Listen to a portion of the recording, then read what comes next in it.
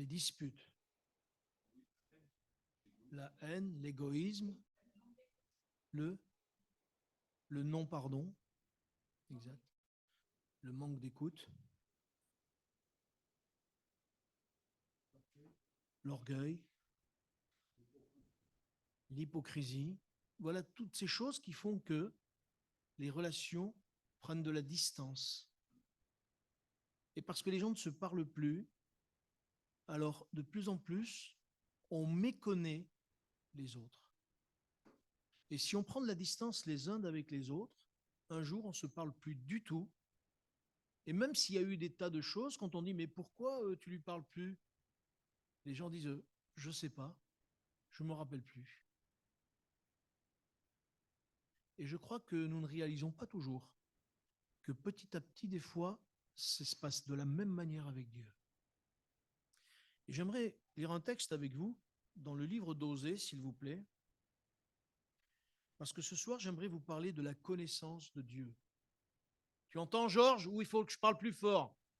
Plus fort. Il faut me le dire, Georges, parce que si je vois que tu es comme ça, j'ai l'impression que tu ne m'entends pas. Alors, je n'ai pas envie que vous dormiez, hein.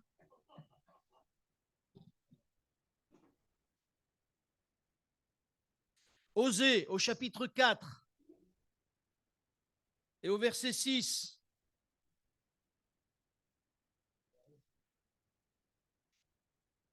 Il a osé. J'ai osé, Georges. Vous y êtes? Osée, chapitre 4 et verset 6. Il est écrit ceci. Tout le monde y est? J'entends plus les feuilles tourner, donc je pense que c'est bon.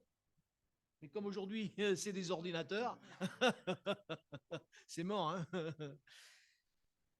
Il est écrit ceci. Mon peuple est détruit parce qu'il lui manque la connaissance. Puisque tu as rejeté la connaissance, je te rejetterai et tu seras dépouillé de mon sacerdoce. Puisque tu as oublié la loi de ton Dieu, j'oublierai aussi tes enfants. Amen. C'est une parole qui est forte. C'est une parole qui m'a toujours interrogé. Et c'est une parole qui vraiment me touche parce que je me dis, Seigneur, mon désir, c'est de mieux te connaître. Et je crois que nous ne nous lasserons jamais d'essayer de mieux connaître Dieu. Jamais sur cette terre, tant que nous serons sur la terre, nous allons pouvoir le connaître tel qu'il est. Ce sera impossible. Et parce que c'est impossible, je crois que mon désir à moi, c'est de mieux le connaître.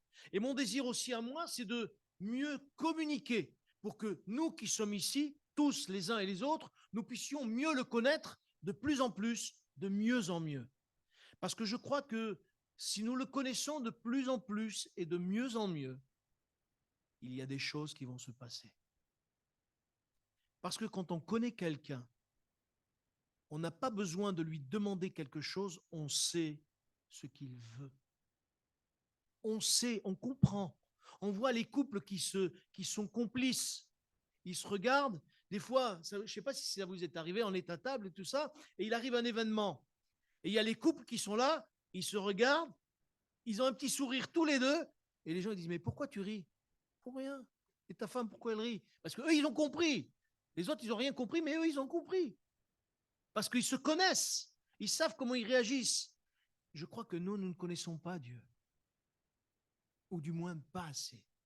Et ce soir, j'aimerais voir avec vous quelques points.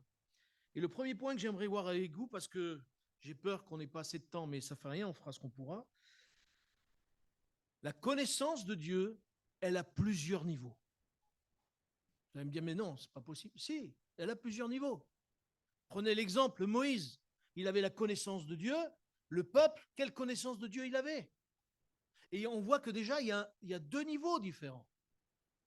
Mais quand on réfléchit un petit peu, il y a le niveau que Dieu donne aux hommes, ceux qui ne le connaissent pas, un niveau qu'il donne autre à ceux qui le connaissent un petit peu, et un niveau, j'allais dire, excusez-moi de dire ça, même si ça paraît étrange, un niveau supérieur à ceux qui sont encore beaucoup plus proches de lui.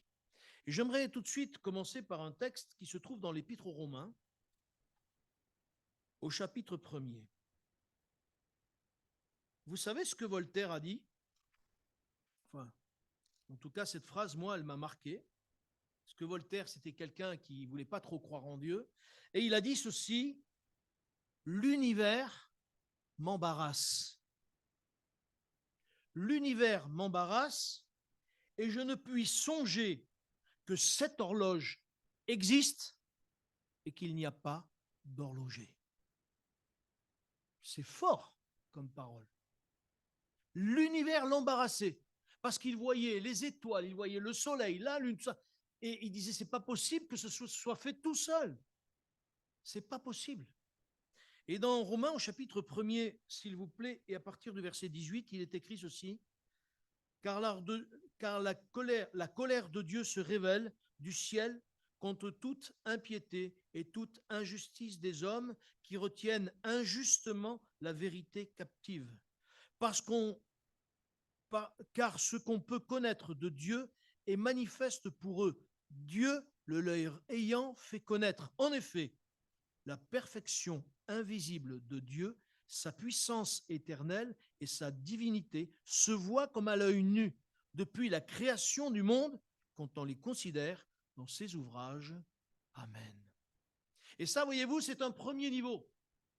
Parce que même celui qui ne croit pas en Dieu, il n'a qu'à regarder autour de lui. Il n'a qu'à regarder les arbres, les forêts, les montagnes, le ciel quand il est magnifique, avec la neige, avec le soleil qui éclaire. C'est impressionnant de beauté. Et les gens voudraient dire que ça s'est créé tout seul. Pourtant, là déjà, Dieu veut témoigner qu'il existe. Dieu veut témoigner qu'il est vivant. Après, comme le dit la parole, ils ont empêché la vérité de sortir. Ils ne veulent pas que la vérité sorte. Pourtant, un jour devant Dieu, ils ne pourront pas nier. Même s'ils ont refusé de connaître Dieu, ils ne pourront pas nier ce que Dieu a fait.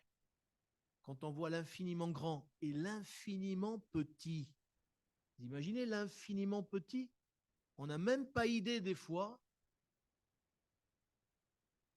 de ce que Dieu peut faire parce que ça nous paraît tellement naturel.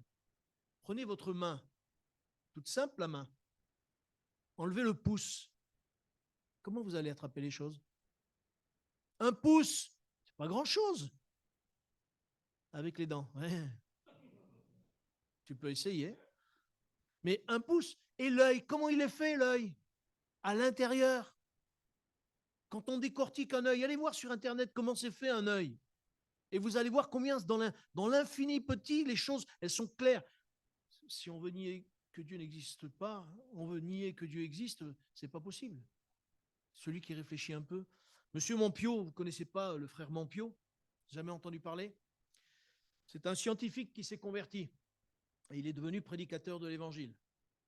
Et il disait que quand il travaillait encore, au moment où il s'est converti, il a continué à travailler un temps, et il disait que même les scientifiques, il disait, Dieu existe.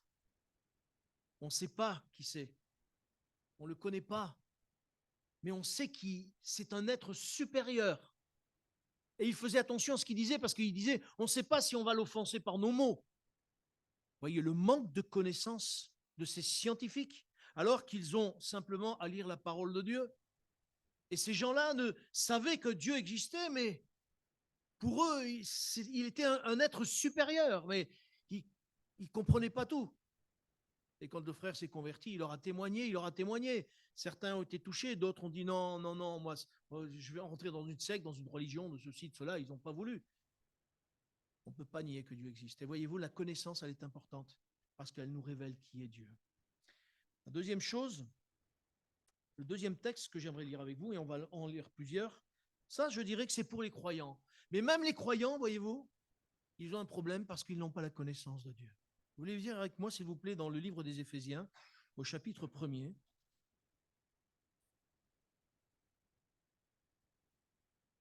Et à partir du verset 15.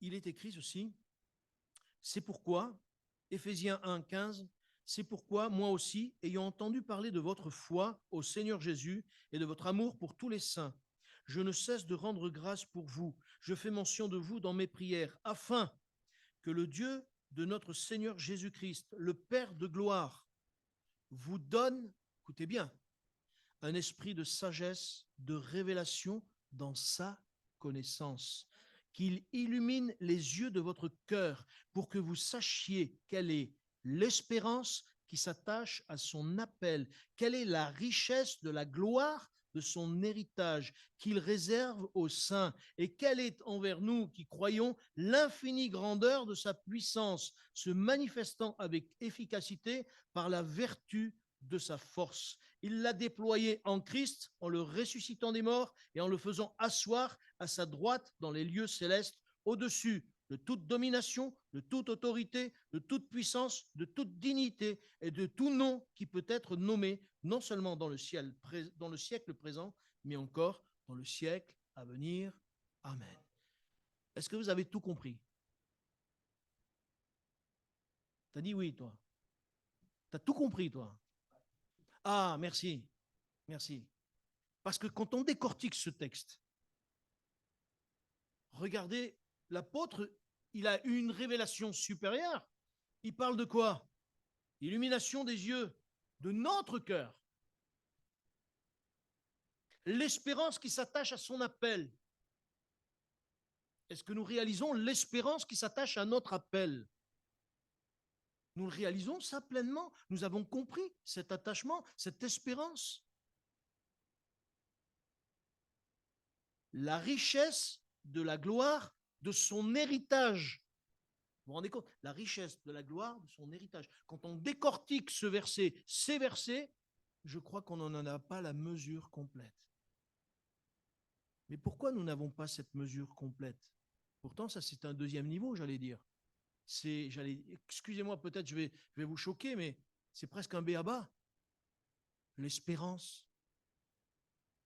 Je risque de choquer dans ce que je vais dire, mais lorsque ma mère est décédée, il y a maintenant quelques années, j'ai eu beaucoup de peine. Et ce qui m'a tenu, c'est que j'ai réfléchi et j'ai dit, mais Seigneur, je sais qu'un jour, je la reverrai. Je sais qu'un jour, je la reverrai. Et ça, voyez-vous, ça a apaisé mon cœur. De savoir que bientôt, je la reverrai. Que je parte ou que le Seigneur vienne nous chercher, je sais que je vais la revoir là-haut. Et je crois que ça, il ne faut pas qu'on l'oublie, mes frères et sœurs. Nous avons une espérance et les nôtres, nous allons les revoir. Nous allons les revoir. Et je crois que plus nous allons avancer dans notre connaissance avec Dieu, et plus nous avons dans notre cœur, nous allons avoir cette assurance. Parce que c'est Dieu qui va nous donner cette assurance. C'est Dieu qui va nous affermir par le Saint-Esprit dans cette assurance qui nous manque peut-être bien des fois. Et dans ce texte, justement, si on devrait le décortiquer, je vous garantis qu'on en aurait peut-être un certain temps dans la réunion de ce soir. Pourquoi? Parce que la parole de Dieu, elle est tellement riche. Et il y a tellement de mots de Dieu qui voudraient nous dire, mais apprends à me connaître. Et je crois qu'au travers de la parole, nous avons besoin de mieux connaître Dieu, afin que ce monde ne nous affole pas, afin que les choses que nous voyons ne nous interpellent pas et qu'on ne soit pas tout perdu, tout affolé. Non, Dieu, il a de bonnes choses pour nous. Et dans sa parole. Et ce qu'il nous faut, c'est que vraiment nous puissions mieux le connaître, pour mieux le découvrir, pour qu'il nous révèle. Parce que qui nous révèle les choses? C'est le Saint-Esprit. C'est le Saint-Esprit. Donc Colossiens, s'il vous plaît, au chapitre 3. Éphésiens, Philippiens, Colossiens, chapitre 3 et verset 10. Il est écrit ceci. Et ayant revêtu l'homme nouveau qui se renouvelle dans la connaissance selon l'image de celui qui l'a créé. Amen. Vous savez, parce que la Bible en parle, nous avons besoin tous de naître de nouveau. D'accord? Nous avons besoin d'être de nouvelles créatures. C'est Jésus qui l'a dit aussi. Mais si nous sommes de nouvelles créatures, nous avons quand même, et là le texte le dit, nous avons besoin d'être renouvelés dans la connaissance de Dieu. C'est pour ça que tout à l'heure je vous parlais qu'il est facile de petit à petit que la communion s'effrite. Et des fois, moi j'ai été surpris quand il y a eu des événements qui ont bousculé des chrétiens Et ils ont dit, mais Dieu, il n'est plus avec moi, Dieu, il n'est plus avec moi. Et petit à petit, ils se sont détachés, jusqu'à lâcher la main de Dieu et partir loin de Dieu. Pourtant, l'apôtre Paul nous dit, rien nous séparera de l'amour de Christ.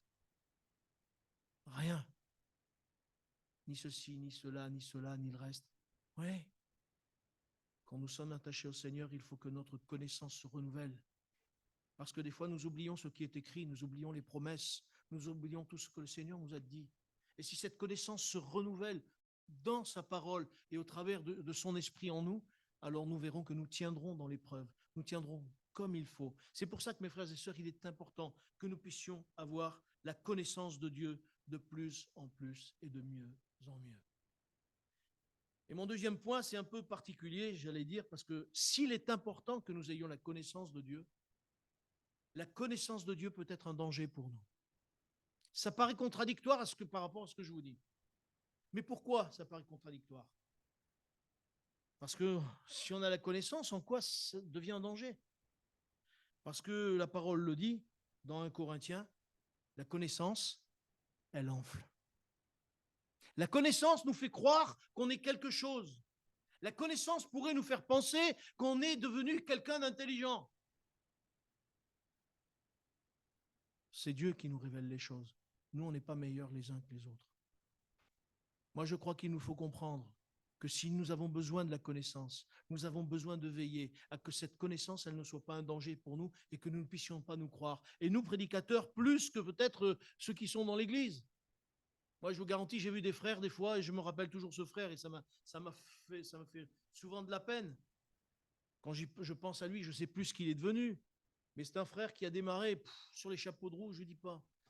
Il a été baptisé dans le Saint-Esprit, il donnait des dons spirituels, il connaissait la parole, il se nourrissait de la parole, vraiment, il avait sur son visage la présence de Dieu. Et puis un jour, il a commencé à dire, mais moi, je suis... Je dis, pardon? T'es quoi? Non. Si, mais le Seigneur me révèle des choses à moi. Ah oui, d'accord. Et alors? Il s'est cru. Puis un jour, il est tombé, on ne l'a plus jamais revu. C'est pour ça que je dis que la connaissance, elle enfle. Il est important que nous ayons cette connaissance. Mais la connaissance, elle enfle. Et il nous faut faire attention et à veiller à ce que justement, cette connaissance ne puisse pas nous perdre. La connaissance sans la sagesse, mes frères et sœurs, c'est aussi mortel. J'aimerais lire avec vous, s'il vous plaît, dans 1 Corinthiens au chapitre 8.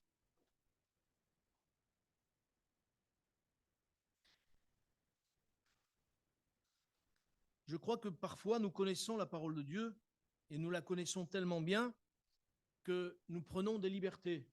Et justement, l'apôtre Paul, là, dans ce texte, nous met en garde contre ces choses. Parce que si nous manquons de sagesse, nous pouvons nous-mêmes nous faire du mal et nous pouvons faire du mal aux autres parce que nous avons la liberté. Et la liberté, nous l'avons lorsque nous avons la connaissance. Et dans ce texte, au chapitre 8 et verset 10, il est dit, car si quelqu'un, on ne va pas tout lire le texte, mais juste quelques versets, car si quelqu'un te voit qui a de la connaissance assis à table dans un temple d'idoles, sa conscience à lui qui est faible ne le porterait-elle pas à manger des viandes sacrifiées aux idoles? Et ainsi, le faible périra par ta connaissance, le frère pour lequel Christ est mort. En péchant de la sorte contre les frères et en les blessant, leur conscience faible, vous péchez contre Christ. Amen. Combien c'est important ce verset? Parce que notre connaissance, si nous ne veillons pas sur ce que nous faisons, ce que nous disons, la manière dont nous nous comportons, ceux qui sont faibles, qui ont moins de connaissances et qui, eux, restent, j'allais dire, au béaba, eh bien, lorsqu'ils vont nous voir faire n'importe quoi, ils vont dire, mais lui, il se permet ça, mais pourquoi il se permet ça? Mais parce que nous n'avons pas tous le même niveau, je parlais tout à l'heure de niveau de connaissance. Mais qu'au plus on a de la connaissance, et plus il nous faut faire attention à ce que les autres ne soient pas blessés, justement. Parce que la parole, elle dit que là, c'est un péché contre mon frère, mais un péché contre Christ aussi. Parce que Christ est mort pour lui. Vous vous rendez compte où ça va? Jusqu'où ça va?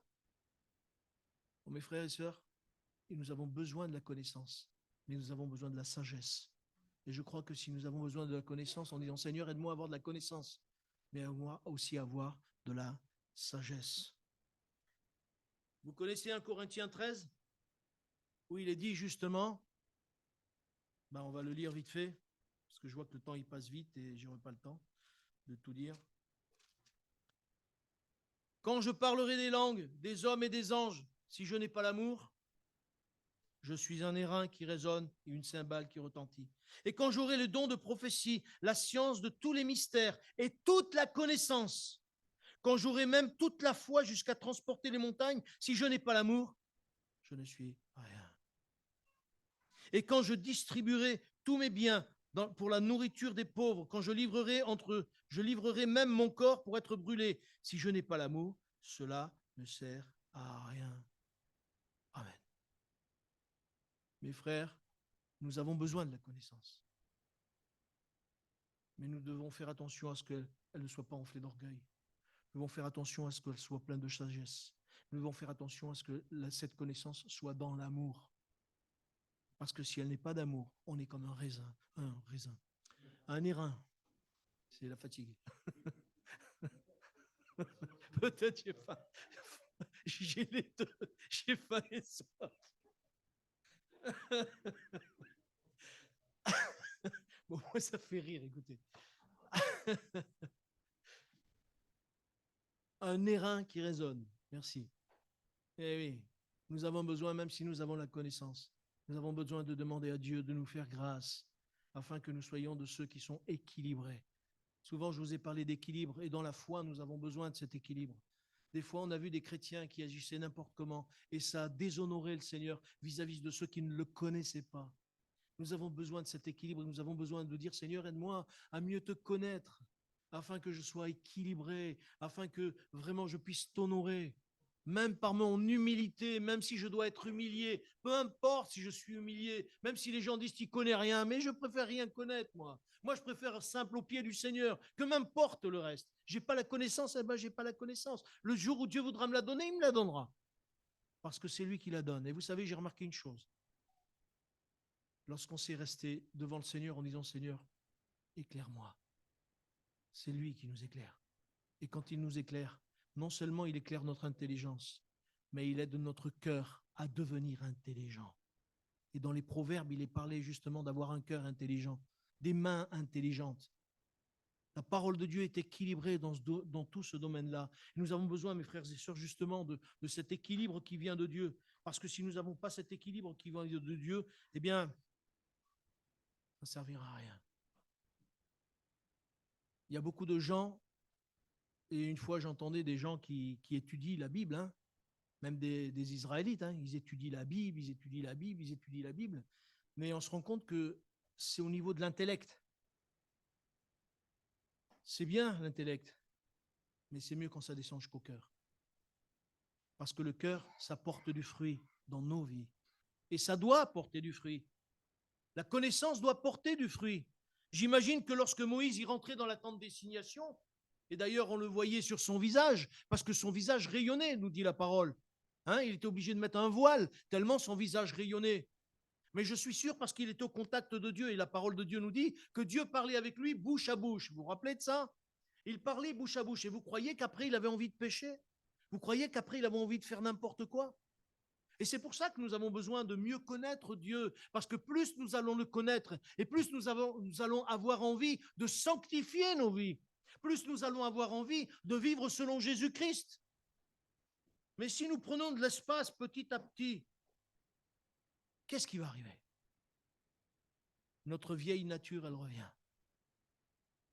Et comme le disent si bien les hommes, chasser le naturel, il revient au galop. Il revient au galop. Pourquoi? Parce que notre intimité s'en va petit à petit. Et je crois qu'il y a une chose qu'il faut que nous puissions comprendre. Et ça, c'est le troisième point. Le seul moyen que notre connaissance vienne petit à petit dans notre cœur, la première des choses, c'est vrai, c'est la parole de Dieu. C'est vrai parce que c'est la parole de Dieu qui va nous aider à mieux connaître Dieu, qui va nous aider à que notre cœur de plus en plus soit changé, que notre cœur soit plein de foi. La foi vient de ce qu'on entend vient de la parole de Dieu. D'accord? Mais il y a aussi ce qui est important, c'est notre intimité avec Dieu. Et je parlais tout à l'heure de l'intimité, justement, de Moïse avec Dieu. Mais si Dieu devait nous visiter aujourd'hui, si Dieu devait descendre dans ce lieu aujourd'hui, je crois qu'on serait tous obligés de sortir. Tous. Regardez ce qui s'est passé quand Salomon a monté le temple. Qu'est-ce qui s'est passé? Les sacrificateurs, ils étaient dans le temple et ils faisaient leur service. Puis d'un coup, la présence de Dieu est descendue et il a fallu qu'ils sortent en courant presque, parce que Dieu était descendu. Mais comment ça se fait? Ils étaient sacrificateurs. Ils étaient sacrificateurs, ils ont été obligés de sortir de la présence de Dieu. Alors que Moïse, lui, restait tous les jours dans la présence de Dieu. Parce que leur intimité n'était pas si proche que ça, même en tant que sacrificateurs. Mes frères et sœurs, nous aussi, nous sommes sacrificateurs pour Dieu notre Père. Vous le savez ça, que nous sommes sacrificateurs au travers de Jésus-Christ? Alors que nous puissions être de ceux qui nous approchons dans l'intimité de Dieu. Parce que sans qu'il y ait cette intimité, jamais nous pourrons nous approcher de Dieu. Dans les Proverbes, il est écrit ceci au chapitre 2 et verset 1. Proverbes.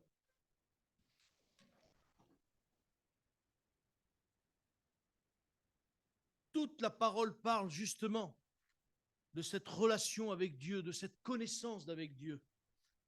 Et là, c'est Salomon qui dit à son fils, il dit, mon fils, si tu reçois mes paroles et si tu gardes avec toi mes préceptes, si tu rends ton oreille attentive à la sagesse et si tu inclines ton cœur à l'intelligence, oui, si tu appelles la sagesse, si tu élèves la voix vers l'intelligence, si tu la cherches comme l'argent, si tu la poursuis comme un trésor, alors tu comprendras la crainte de l'Éternel et tu trouveras la connaissance de Dieu.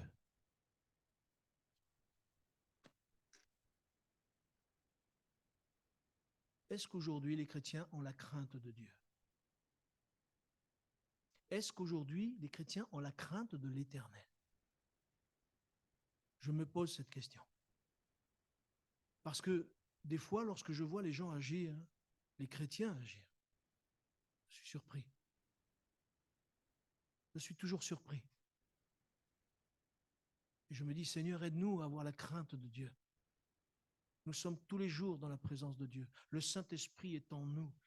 Et si le Saint-Esprit est en nous, nous devrions avoir la crainte de Dieu.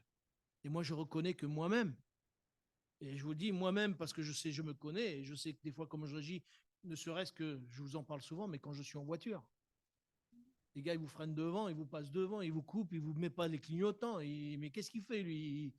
On ne sait jamais qu'est-ce qu'il faut faire. Il faut toujours être sur le qui-vive. On est plus énervé que quand on rentre dans la voiture que jamais. Et pourquoi? Je disais dernièrement au Seigneur, je dis Seigneur, change-moi là. Et je parlais tout à l'heure avec la sœur qui me disait qu'il y a un taxi, c'est ça, un gars qui fait le taxi. Et ils sont sortis, le mec, ils l'ont attrapé, et poum, poum, ils se sont frappés dessus. Tout va bien, quoi. Et nous, chrétiens, comment on réagit? Comment on réagirait? Comment ça se passerait? Dans le texte, quand il est dit, si tu cherches la sagesse, si tu sais, cherches, etc., dites-moi, est-ce que vous savez ce que c'est que le commencement de la science?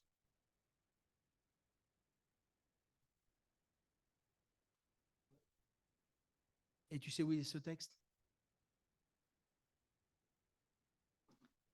Proverbe 1,7. Proverbe 1,7. La crainte de l'Éternel est le commencement de la science. Mes frères et sœurs, nous cherchons l'intelligence. Cherchons à connaître Dieu. Nous cherchons à être sages, intelligents. Cherchons à connaître Dieu dans sa présence, dans son intimité. Et si nous cherchons à connaître Dieu dans sa présence et dans son intimité, alors nous allons voir les progrès que nous allons faire. Parce que c'est le Saint-Esprit qui va le faire en nous, ce n'est pas nous qui allons faire. Il y a des gens qui cherchent à tout prix à faire des progrès. Je ne vais plus faire ça, je ne vais plus mentir, je ne vais plus ceci, je ne vais plus dire des gros mots, je ne vais plus ceci, je ne vais plus cela. Et ils en font toujours autant. Pourquoi? Parce qu'il faut qu'ils s'approchent de Dieu. Et plus on s'approche de Dieu, et plus notre vie se sanctifie. Plus Jésus vient laver notre cœur. Il ne lave pas notre corps seulement, mais il vient laver notre cœur et nous nettoyer à l'intérieur. Et les choses sont différentes. Mes frères et sœurs, il faut que nous apprenions à connaître davantage, encore davantage, le Seigneur. 1 Corinthiens chapitre 2, verset 9, s'il vous plaît.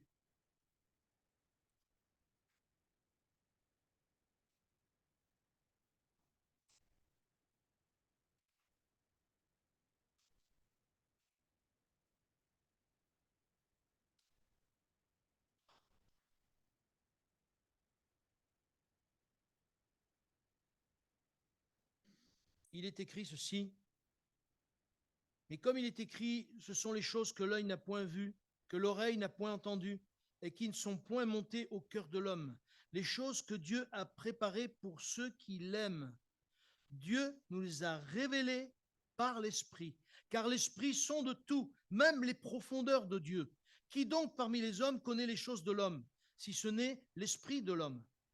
Qui est en Dieu? Qui est en lui? De même, personne ne connaît les choses de Dieu, si ce n'est l'Esprit de Dieu. Or, nous n'avons pas reçu l'Esprit du monde, mais l'Esprit qui vient de Dieu, afin que nous connaissions les choses que Dieu nous a données par sa grâce. Amen. Vous comprenez pourquoi qu'on a besoin de vivre la vie de l'Esprit? Vous comprenez pourquoi nous avons besoin d'être baptisés dans le Saint-Esprit? Jésus disait, le Saint-Esprit vous conduira dans toute la vérité. Et celui qui peut nous conduire à être vraiment à la ressemblance de Jésus-Christ, c'est le Saint-Esprit. D'où l'importance pour nos vies. L'importance pour nos vies. Que vraiment le Seigneur puisse nous conduire.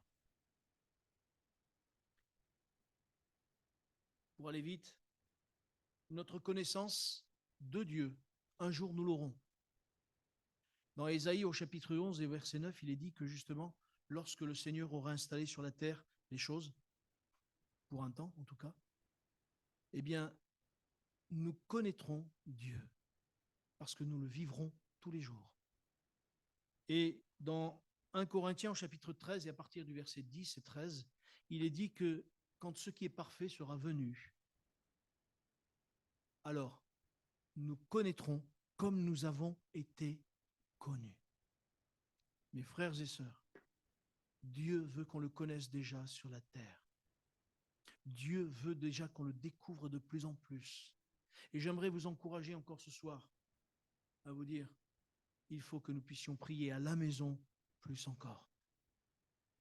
Nous avons trop l'habitude de passer la prière après.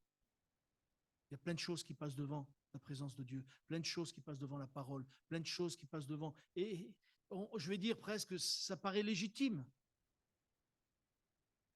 Mais est-ce que ce ne serait pas plus légitime qu'on puisse avoir notre conversation continuelle tous les jours devant notre Père, devant notre Seigneur, avoir cette connaissance avec lui afin qu'il puisse nous enseigner, afin qu'il puisse nous dire ce qu'il veut que nous fassions?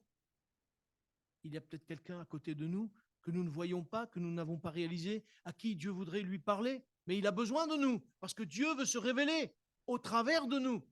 C'est ce que nous dit la parole.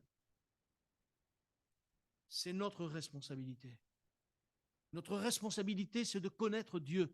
Notre responsabilité, c'est de faire connaître Dieu. Comme Jésus, il est dit dans Jean que Jésus a fait connaître le Père. Et de la même manière qu'il a fait connaître le Père, nous-mêmes, nous devons tout faire pour faire connaître Jésus. Parce que le Seigneur voudrait qu'on le connaisse. Quelqu'un un jour a dit, Jésus, cet illustre inconnu. C'est vrai, c'est un inconnu. Mais Dieu est un inconnu pour les hommes. Parce qu'aujourd'hui, tous les hommes le rejettent. Tous les hommes disent non, Dieu n'existe pas. Et c'est bien dommage que nous puissions apprendre à mieux connaître le Seigneur. Et je vous garantis que si nous apprenons à connaître mieux le Seigneur dans notre intimité avec lui, le Seigneur nous parlera beaucoup plus qu'il ne nous parle aujourd'hui. Et ses paroles seront précises. Moi, je suis émerveillé lorsque je vois que Élie, Dieu lui parle ouvertement. Et Élie y répond. Quand il était fatigué, j'en parlais dimanche, qu'il était épuisé, etc., Dieu lui dit, va, marche, et il va marcher. Et Élie fait la différence. Son intimité avec Dieu fait que lorsqu'il se retrouve dans la montagne où Dieu lui a dit, il fait la différence entre les rochers qui tombent, le feu qui vient et tout ce qui vient, le reste. Et à un moment donné, il y a un petit bruit léger. Ouais, un murmure léger. Il met sa veste, son manteau, et il s'avance. Et là, Dieu lui parle. Il ne s'est pas trompé. Il ne s'est pas trompé. Ce n'est pas le bruit qui a fait qu'il a su. Il a su que ce n'était pas Dieu, ça. Il a fait la différence entre les unes choses et les autres. Est-ce que nous savons faire la différence quand c'est Dieu qui parle et quand c'est Dieu qui ne parle pas? Est-ce que nous savons faire la différence? Et je crois que si nous nous approchons de lui, si nous avons cette intimité, nous saurons faire la différence. Que le Seigneur nous aide à mieux le connaître. Seigneur, te bénissons parce que tu nous aimes. Et devant toi, Seigneur, nous sommes des fils et des filles. Et notre désir, Seigneur, c'est de mieux te connaître. Alors viens, s'il te plaît, nous aider. Viens nous aider, Seigneur, à avoir cette intimité avec toi. Viens nous aider à nous garder nous-mêmes du danger de l'orgueil et de tout ce qui pourrait justement nous éloigner de toi. Permets, Seigneur, que notre relation avec toi puisse s'intensifier.